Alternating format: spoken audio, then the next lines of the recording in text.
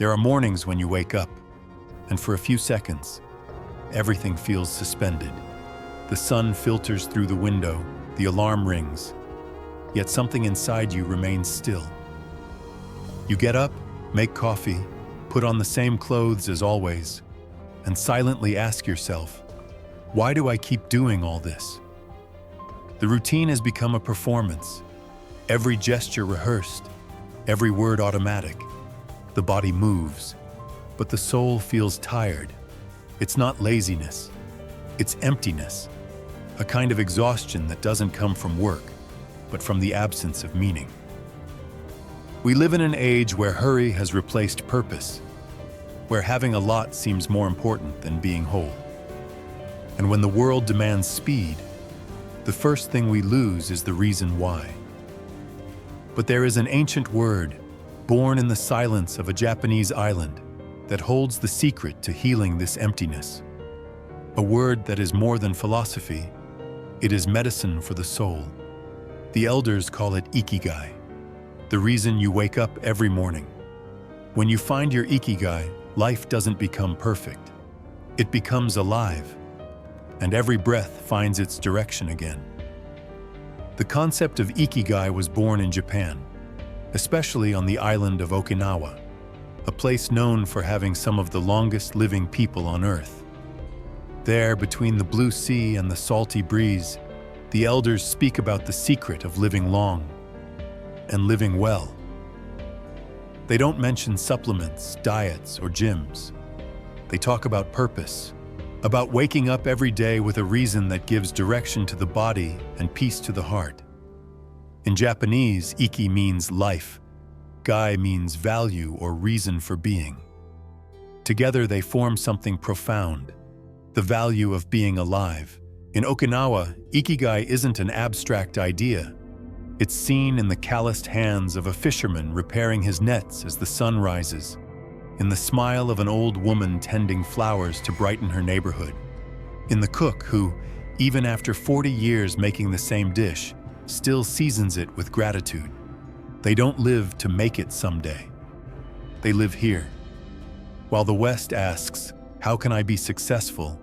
The East asks, why do I exist? That difference changes everything, because success may fill your pockets, but Ikigai fills your soul. In Western culture, life is a race. You're born, you learn, you achieve, you accumulate.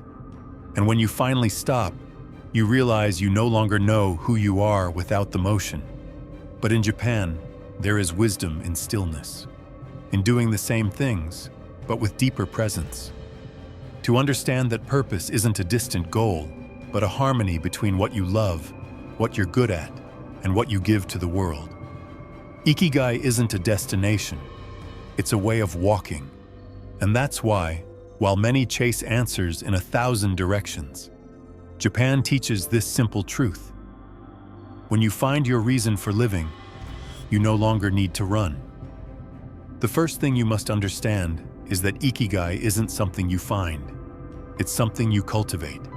It doesn't appear suddenly, like a hidden treasure in the middle of the forest. It's born slowly from the small choices you make every day. Imagine an old Japanese craftsman.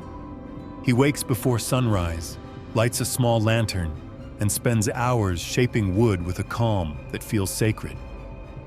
There is no rush, no obsession with productivity, only the sound of the wood yielding to his touch. In that moment, he isn't just building something. He is.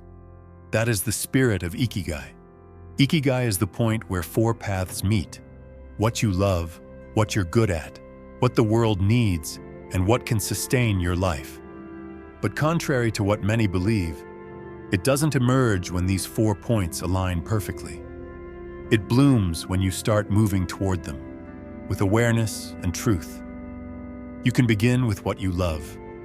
Maybe it's cooking, writing, caring for people, teaching, building. Whatever makes your heart come alive is the first trace of your Ikigai. Then comes what you do well. Talent is the bridge between love and service, but Japan teaches something the West has forgotten. Talent isn't a gift, it's refinement.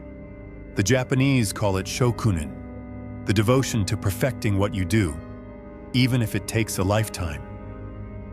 There's something few people notice. Ikigai isn't measured by the size of your impact, but by the purity of your intention. A gardener caring for a small backyard can have as much Ikigai as a doctor saving lives, because purpose isn't found in how much you do, but in how you do it. The third pillar is what the world needs, and perhaps the world needs exactly what you already carry, but are afraid to offer: a kind word, an idea, a simple talent. The Japanese have a saying: a flower does not compete with the one beside it. It simply blooms. Ikigai begins when you decide to bloom, without comparison, without haste, without masks. And the final pillar: what can sustain your life? Yes, Ikigai also touches the material world, but it doesn't turn purpose into a commodity. It turns work into an offering. When what you do pays your bills and nourishes your soul, money stops being a burden and becomes a flow. There are people who spend their whole lives searching for the perfect job. But Ikigai isn't about the job. It's about the state of mind with which you do it. It's when action and meaning become one. In Japan, fishermen don't fish to live. They live to fish. The sound of the sea, the wind against their face, the respect for the rhythm of nature. It's all part of their craft. They're not chasing results. They're seeking harmony. And maybe that's what you need right now. Not a new career, not a new city, not a new routine, but a new way of being within them. Ikigai is the art of reconnecting with the original reason you are alive. When you discover that, exhaustion turns into devotion, fear turns into presence, and silence turns into direction. There comes a moment when the chaos in your mind begins to quiet down, and you realize you don't need to chase meaning. It was always within you. Like the sound of bamboo swaying in the wind, gentle and constant, reminding you that to live is, at its core, a sacred act. Perhaps you're thinking, but I don't have time for that. I have bills, children, deadlines. I just want to breathe. And that's exactly where Ikigai reveals itself. It doesn't ask you to abandon everything and move to a Zen temple. It hides within your everyday life, in the way you make coffee, in the look you give someone you love, in the care you show for what you already have. Ikigai doesn't demand free hours. It asks for presence. You can be stuck in traffic and still be at peace. You can be washing dishes and still be in communion with life. The Japanese believe that purpose isn't a distant place. It's a way of walking. You don't have to change the world to live with purpose. You only have to change the way you move within it. The question isn't, when will I have time? But how can I live with meaning in the time I have? And little by little, what once felt like obligation begins to turn into expression. In the end, it all comes down to this. Living with purpose isn't about changing the world. It's about changing the way you see it. Ikigai isn't a goal, it's an awakening.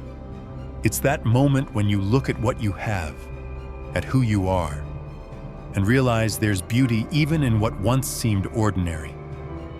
When the mind is at peace and the heart is aligned with purpose, even silence finds its own voice. Life stops being a weight to carry and becomes an art to be refined. Like a master who perfects the same movement every single day, you begin to realize that happiness isn't hidden in tomorrow. It lives in the now, in what you choose to do with intention. So if today you feel lost, remember this. Ikigai isn't out there waiting to be found. It's within you, waiting to be remembered. Live with purpose, act with soul, and the meaning of your life will begin to unfold, step by step, breath by breath. If this message spoke to your heart, subscribe to the channel. Next week, I'll share another Japanese teaching, one that will strengthen your mind and show you how to remain steady, even through life's storms. Because the path of the modern samurai isn't about conquering the world. It's about conquering yourself with calm, honor, and purpose.